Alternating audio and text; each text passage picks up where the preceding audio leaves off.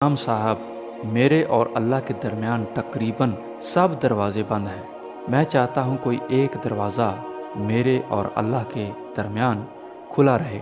इमाम साहब फरमाते हैं, कुछ अरसा बाद मैं हज पर गया।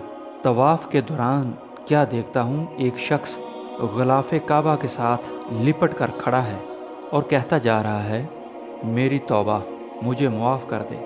मैं उस नाफरमानी की तरफ कभी पलटने वाला नहीं। मैंने देखना चाहा, इस बेखुदी के आलम में आहें भर भर कर रोने वाला कौन खुशकिस्मत है।